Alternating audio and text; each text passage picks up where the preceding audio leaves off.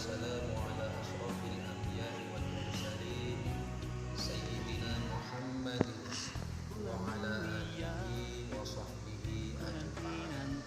Amma ba'du. Para pemirsa yang dirahmati oleh Allah Subhanahu wa taala, saudaraku sebangsa dan setanah air, mengawali perjumpaan kita pada siang hari ini, marilah senantiasa kita selalu mengucap syukur kehadiran Allah Subhanahu wa taala atas semua limpahan rahmat, hidayah serta inayahnya yang selalu terlimpahkan kepada kita umat Nabi Muhammad sallallahu alaihi wasallam. Kedua kalinya sholawat wa salam mudah-mudahan selalu terlimpahkan kepada junjungan kita Nabi besar Muhammad sallallahu alaihi wasallam, yang tentunya kita seluruh umat manusia yang ada di dunia ini selalu mengharap mudah-mudahan di akhir zaman nanti kita mendapat syafaat dari beliau. Amin Allah. Para pemirsa yang dirahmati Allah Subhanahu wa taala, saudaraku sebangsa dan setanah air, pada siang yang berbahagia ini izinkanlah saya sedikit menyampaikan tentang bagaimana atau cara kita sebagai orang tua untuk agar selalu berdoa kepada Allah untuk mendoakan anaknya dengan yang baik-baik saja. Artinya jangan sekali-kali kita sebagai orang tua berkata yang tidak baik untuk anak kita, meskipun anak kita telah melakukan kesalahan. Alkisah, pada suatu masa ada seorang ulama besar, ulama yang masyhur. Kemudian dia berkehendak untuk melakukan ibadah umrah di Mekah. Akan tetapi ketika dia meminta izin kepada ibundanya yang hanya seorang diri di rumah, ibundanya tidak memberikan izin.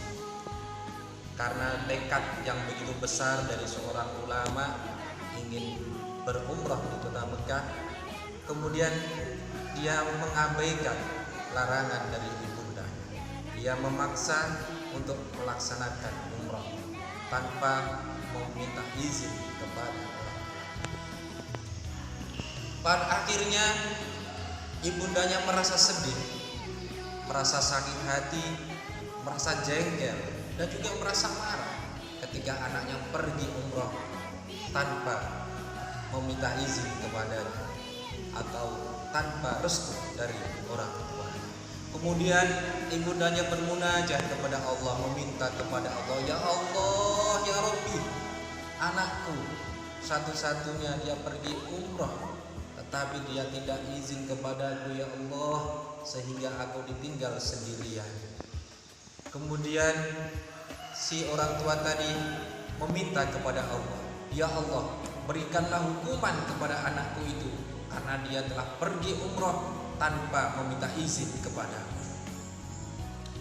Sehingga pada suatu saat ulama yang masyhur tadi atau anak dari ibu tadi itu ketika sampai di suatu kota, dia berhenti di masjid.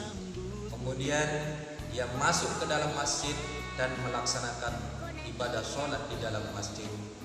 Bertepatan dengan saat itu ada seorang pencuri yang masuk ke rumahnya orang sehingga dia diketahui oleh orang yang mempunyai rumah. Kemudian pencuri lari terbirit-birit dengan lari sekencang-kencangnya. Dia lari dan menuju ke sebuah masjid. Ketika dia tahu di dalam masjid ada seseorang yang sedang melaksanakan sholat, kemudian dia bersembunyi di dalam masjid itu.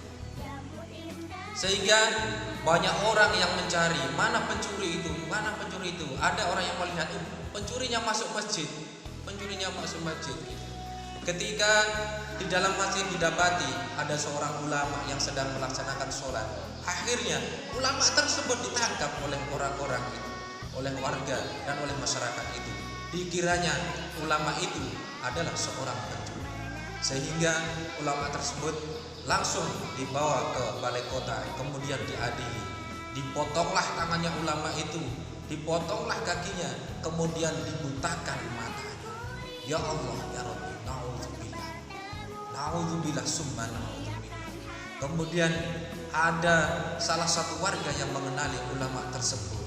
Ketika ditanya, ya Allah, engkau adalah ulama yang masyhur itu. Iya betul, aku bukan seorang pencuri. Aku adalah anak yang durhaka kepada ibuku, karena aku menginginkan untuk beribadah umroh, tetapi aku mengabaikan restu dari ibuku, sehingga inilah azab yang harus aku terima. Kemudian masyarakat tersebut merasa menyesal karena mereka telah salah menangkap orang. Kemudian ulama tersebut diantarkanlah ke rumahnya, ditaruh di depan rumahnya yang aslinya itu menurut rumah ibunya tadi. Kemudian dia berkata setelah ulama tersebut sampai di depan rumah, kemudian dia berkata, permisi, assalamualaikum, aku seorang musafir, tolong berilah aku sedekah. Kemudian dari dalam rumah ibunya menyahut, silakan masuk, buka pintunya, ini ada sepotong roti. Kemudian ulama menjawab, maaf, aku tidak bisa mendekat karena aku tidak mempunyai tangan. Kemudian si ulama berkata lagi, aku seorang musafir, tolong berilah aku sedekah.